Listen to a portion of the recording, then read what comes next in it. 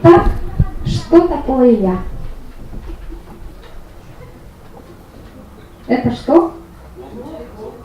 Лук, луковица, репчатый лук. Вот западные исследователи, они, когда говорят о психологии я, они всегда вспоминают вот эту метафору, что человеческое я подобно луковице. Как вы думаете, почему? Многослойность. То, что нарастает, это как? Опыт. Нарастает опыт с возрастом. Вызывает плач, слезы. Тот человек, который занимается поиском себя, он плачет? Возможно, да. Ага. Это не только опыт, это еще и страхи. И страхи, и наши желания, и потребности, да. Угу. Что еще? В чем выражается многослойность? Что за слои мы одеваем?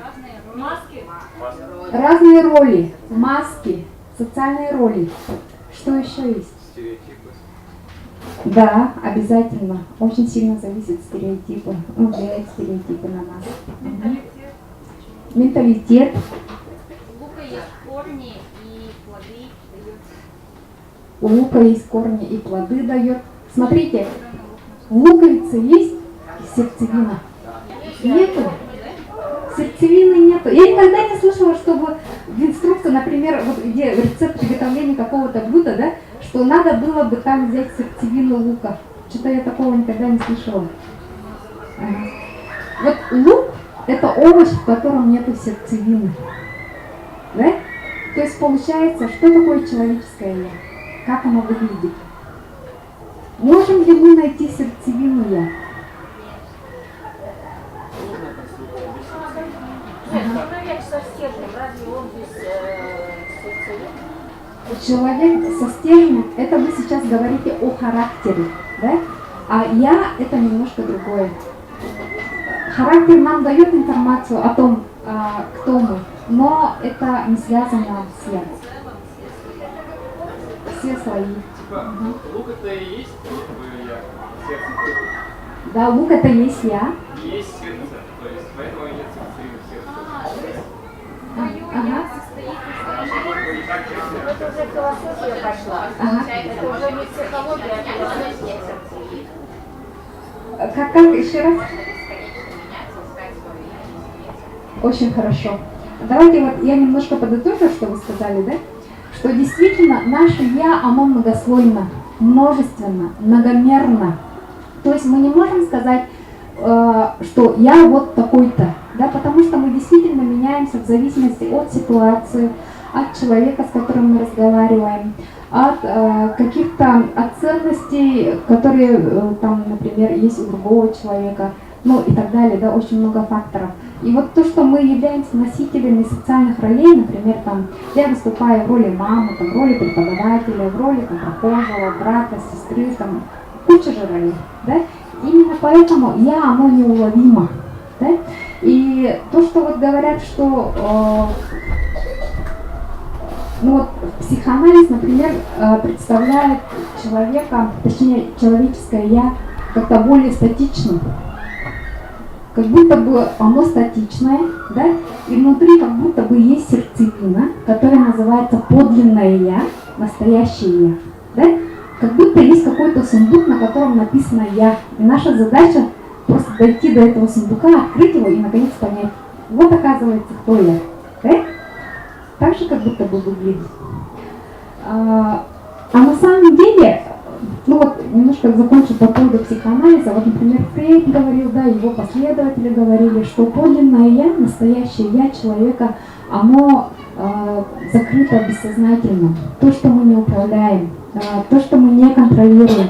То есть получается, человеческое настоящее я, оно выплывает там, в сновидениях, в оговорках, в каких-то там тайных желаниях, которые мы не всегда в состоянии осознавать. Да, вот это вот называется подлинным я. Что касается отечественной психологии, они не согласны, например, вот с этой точкой зрения, да, луковица это не самая удачная метафора, потому что это такой постоянный как бы образ, как будто я, оно очень стабильное. На самом-то деле настоящее я, оно очень изменчивое. То есть я в процессе всей нашей жизни, мы его находим, мы его обретаем, мы его создаем постепенно. Да? И когда происходит вот это вот, как будто бы создается ощущение, что мы его нашли, да? Как только мы его находим, мы же меняемся, да? И опять тогда, как только мы меняемся, появляются другие цели, задачи. Мы опять идем на поиск себя. То есть этот процесс, он действительно бесконечен. Бесконечен.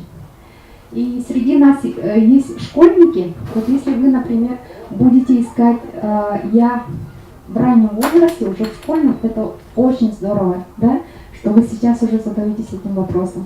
Но я вас предупреждаю о том, что если вам будет там 35, 40, вот этот поиск, он опять начнется по нарастающей. И даже можно даже не привязываться к этим возрастам, потому что могут быть и какие-то очень важные жизненные события. Это могут быть утраты, это может быть наоборот какое-то очень позитивное событие, которое все равно каким-то образом будет вас стимулировать на поиск себя, на самораскрытие. Вот. Как вам эта информация? А тогда этнопсихология вообще не существует. Человек, такое существо, попал в Америку, стал американцем. И при чем тут он летит? Ребенок влюбленный в американской семье. Хороший вопрос. Как раз вот этот вопрос я изучала в своей диссертации. Да? Я изучала, точнее, я проверяла гипотезу японцев. Они говорили о том, что в человеке есть два я, два типа я. Да? Это может быть независимое я, то есть человек, когда определяет себя, он не оглядывается назад, он не смотрит на своих значимых близких, он не ищет там своих родителей, он просто вот говорит, я такой-то, такой-то, да? Без связки вот с другими людьми, с обществом. Это независимое я, то есть это я, это сумма действий, как бы я сумма моих поступков. Да? Вот это независимое я. А есть взаимозависимое я. Да? То есть это я, когда мы определяем себя через других людей. Через других людей. Да? И вот по поводу культуры, по поводу этнопсихологии, да, любая культура, любой этнос имеет какие-то свои ценности. И вот эти ценности, они являются очень определяющими в нашем я. И вот японские ученые, они говорят о том, что, например, вот, японская культура, она коллективистическая. Ну, все знают же, да, что они все очень зависят сильно друг от друга. И получается, в японской культуре японец, настоящий японец, у него я взаимозависимое, а у американцев я, оно независимое. Да? И вот я проверяла, как вы думаете, вот якуты, сахалар, да, они взаимозависимые или независимые? Раньше, наверное, зависимые, а сейчас более независимые. Так и было. Вот в 2008 году на моей выборке оказалось, что наше я, оно амбивалентно, двойственно. Да? То есть есть две противоборствующие стороны.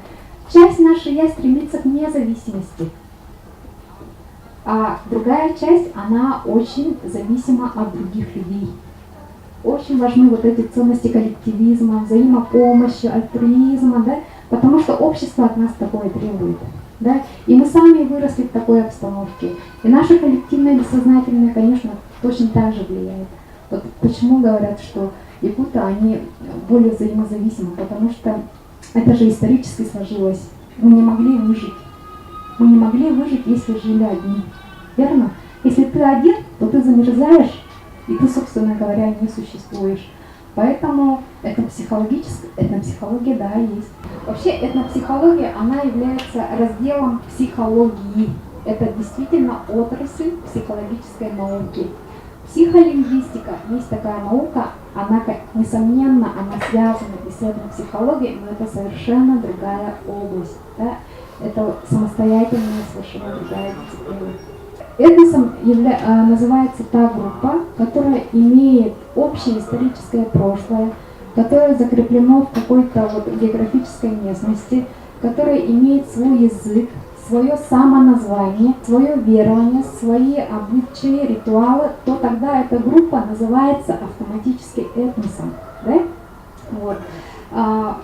Так что это понятие есть. Вот. И третье, то, что я хотела сказать по поводу этноса, это мы вольны выбирать. Мы вольны выбирать свой этнос. Да. Каким образом? Речь идет об этнической идентичности. Человек сам себя осознает, кто он. Да? Если, например, вот мы видим человека азиата, да? Азиат, значит, у него, например, там якутская, не знаю, пусть живет в Якутске, да? Он говорит по-русски. И если я у него спрашиваю, ты кто по национальности, он мне говорит, я русский, например, да? То я не имею права ему говорить, ты не русский, ты на себя посмотри, ты же, азиат. Потому что каждый сам себя называет. Если он будет называть себя американцем, это его право. Речь идет об идентичности же. Осознании я.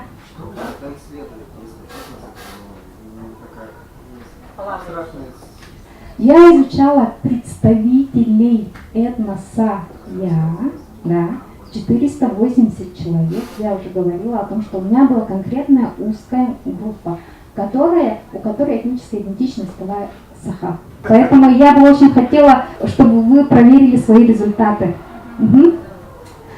Давайте, значит, кто что написал. Примерно прикиньте, какая часть из вашего эксперимента оказалась объективными характеристиками, а какая часть субъективными. Объективные — это социальные роли. Если вы написали «я там человек», «я мама», «я сестра», вот какие-то как носители ролей, да?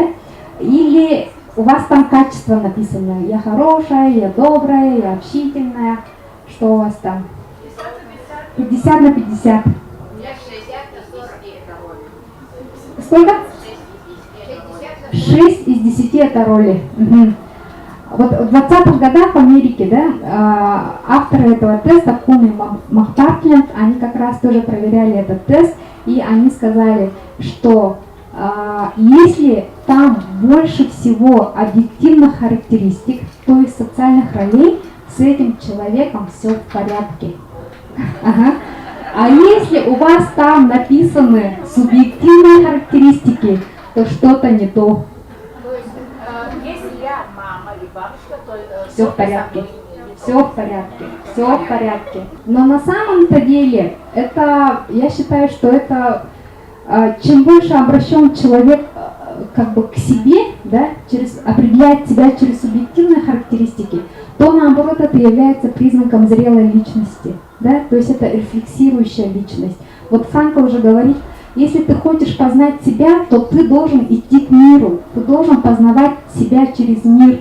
У тебя есть какая-то цель, у тебя есть какая-то значимая социальная группа, ты идешь туда и себя проверяешь, насколько там тебе комфортно жить. Если ты там себя не находишь, ты возвращаешься к себе и смотришь на себя. Да? И вот есть механизм изучения себя, это самонаблюдение. Самонаблюдение. Есть еще такой механизм, называется сравнение, социальное сравнение. Когда мы себя сравниваем с другими людьми, с другими социальными группами, так мы находим себя.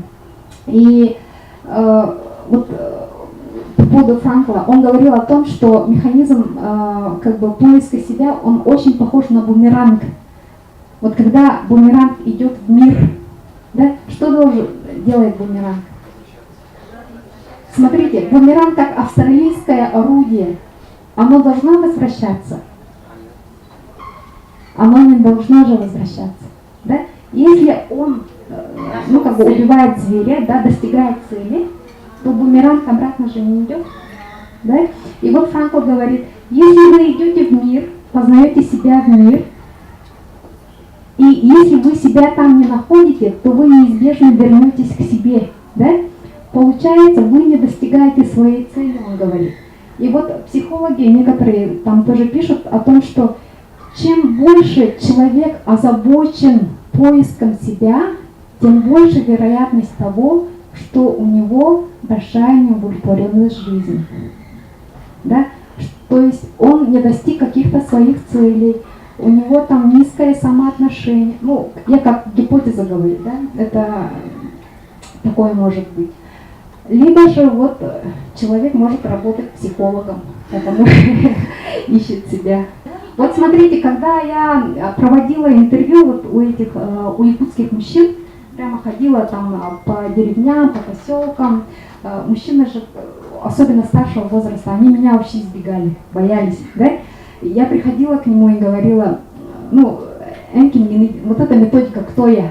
Он на меня так смотрит, как на дуру, и говорит, как Галитанит, спросил моей жены, откуда я знаю, кто я, да? Он как бы живет сегодняшним днем, он вообще не думает, да? Он счастлив, он востребован, он счастливый отец, уважаемый дед и так далее. То есть сам человек решает, вот каково ему вот со своим я жить. Вот это вот. И смотрите, немножко вот по поводу, опять возвращаясь к тестам. Например, в моем исследовании, знаете, как было? Оказалось, что в мужской выборке, то есть мужчины, да, чаще использовали возможное я.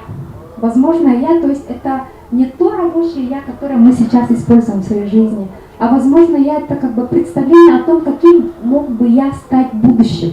Да? И вот вместо 10 я мужчины писали, например, я мог бы стать более активным, я мог бы придерживаться здорового образа жизни, из меня получится хороший, там, не знаю, муж и так далее. То есть вот это вот, то есть получается мужчины, они больше живут будущим, а не настоящим. Вот это вот как бы значимое такое различие было. И в сельской выборке, то есть сельские саха и молодежной выборке, у них было присутствие должного я. То есть я долженствование. Они пишут, я должна все успеть, я должен закончить школу, я должен заботиться о младших своих там братьях, сестрах и так далее. Ну, очень якутское, слышите же, да? Ага. И в сельской выборке еще очень таким интересным было, через конкретные действия люди себя воспринимали. Писали, я иду, я пою, я смотрю. У вас есть такое? Нет уже, да? И это было очень удивительно. Ну, с одной стороны, мы можем это списать на то, что человек противился исследованию, то есть сопротивлялся, он не хотел раскрывать самого себя, да? Поэтому он специально так делал. Либо же он действительно, вот как московские ученые говорят, я, оно многомерно. Человек может, например, определять себя через качество, в то же время он может определять через конкретные действия. То есть тогда получается, что якуты сельские, они больше определяют себя через действия. Этнопсихология – это наука, она действительно существует.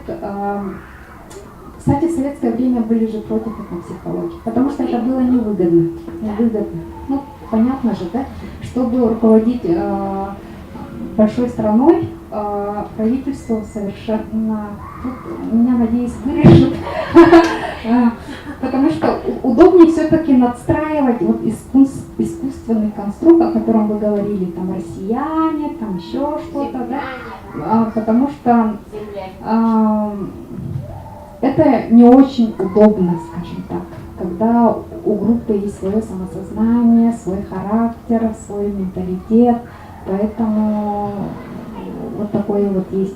А этнопсихология – это наука, предметом которой является этническое самосознание, этнический характер, ну, национальный характер, стереотипы, там, разные установки и так далее.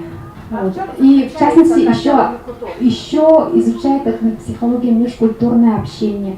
То есть мы же живем в поликультурной стране, да, и общаемся с разными национальностями, и поэтому там вот как раз в этом взаимодействии возникают социально-психологические новые там феномены, эффекты восприятия, вот это вот изучает. Вот мой любимый психолог Дмитрий Леонтьев, да, он говорил, прежде всего нужно понять, когда вы себя определяете, как бы отделить навязанные ценности от своих.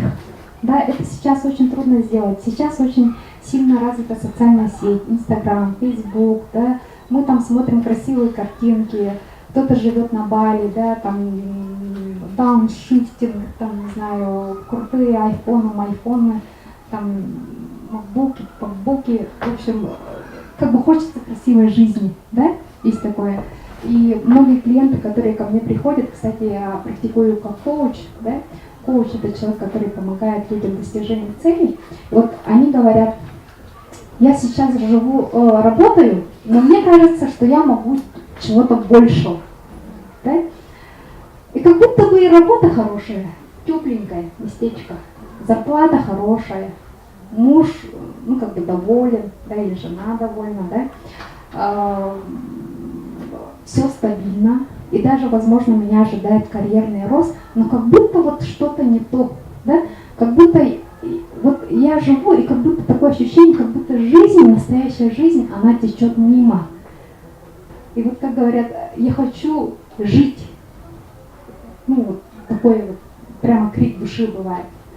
И тут вопрос, Леонтьев говорит, самое главное, вы, пожалуйста, посмотрите на эти ценности, в которые вы верите. Вы можете это сделать у себя дома. В первом столбце вы выписываете ценности, да, как вам кажется, которые у вас есть. Например, там вы верите в семью, в любовь, в материальный достаток, ну, как хотите, своими словами пишите. Дальше во втором столбце вы пишете, в чем это отражается. Да, например, я верю, что как бы деньги рулят этим миром, да, и я верю в материальный достаток. Я считаю, что если у меня будет материальный достаток, я там добьюсь всего. И во втором столбце тогда вы пишете, во что это отражается. У меня там, например, iPhone 8, да, или я всегда одеваюсь только в качественные вещи. Ну, все, что хотите. Дальше, третий столбец вы пишете, откуда это пришло к вам. Как вы думаете, кто привил вам эту ценность? Вы где-то увидели, вам родители говорили, что вот не будь как мы, да, обязательно будь там чиновником, или там зарабатывай большие деньги, или обязательно иди там в бюджет, или там, как это называется-то, люди, которые, у них пенсия очень высокая, госслужба.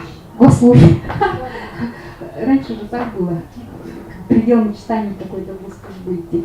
Вот этот столбец. А потом в четвертом столбце вы напишите свое отношение к этому. Свое отношение. Вам это нравится, не нравится, что вы думаете по этому поводу, что-то внутри вас как-то откликается, нет. Да? И вот это упражнение, оно очень такое глубинное, но на самом-то деле оно может вам помочь, да, в определении именно своих ценностей, своих. Это очень сложно вообще отделить себя от общества. Если ты занимаешься собой, если ты находишь себя, да, в самом лучшем этом понимании слова, то есть риск остаться одному. Да, потому что все-таки, когда ты находишься в обществе, ты идешь по течению, да, ты экономишь свою энергию. Это более такой, менее затратный вариант, скажем так, ну, существования. Ты просто живешь как все. Да, делаешь там какую-то карьеру там, и так далее. А если ты развиваешься, то это очень энергозатратно. Процесс того, как нашел ли я себя, в основном это отражается на ощущении, переживании себя, на эмоциях. Это может нам сказать только человек. Да? Если он говорит, что я радость, ну, я чувствую радость, я счастлив, да, у меня такое ощущение, будто бы я живу полной жизнью, да, это значит, он нашел себя.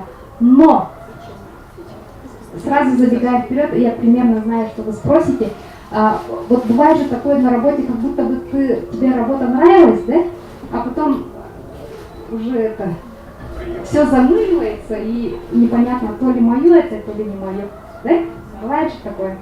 Это бывает, если даже вы будете заниматься своей любимой работой. Вот вы найдете ее любимой работой, будете заниматься. Через некоторое время все равно пойдет спад. Да? Это закономерно. Это закономерно. Это вот такое выгорание. Как отличить от депрессии? Депрессия, она, ну, во-первых, депрессию ставит врач, да, это, во-первых, у вас должно быть эмоциональное истощение, вы можете там полностью закрыться в себе, вы не принимаете еду там несколько дней, прямо вот люди узнают, как бы не узнают вас, да, вот тогда это будет депрессия. А если у вас просто пониженное настроение, да, что нужно сделать? Смена деятельности. Смена деятельности – это один из способов профилактики выгорания. Смена деятельности – это значит, например, если вы, например, сидите все время за компьютером, да, смена деятельности – это надо пойти там побегать, например. Да? А если вы спортсмен профессиональный, вы все время бегаете, то смена деятельности уже будет другая. Например, общение там, с людьми. Да? Для мужчин охота, я знаю, это замечательный способ. Ну, если мужчина, конечно, охотится. А для того, чтобы найти себя, нужно задать вопрос, вот, чего я хочу на самом деле? Что для меня по-настоящему важно в этом мире? И вот как только мы находим вот этот смысл нашего существования, то тогда да. Спасибо вам большое. Всем спасибо и до свидания. Ага.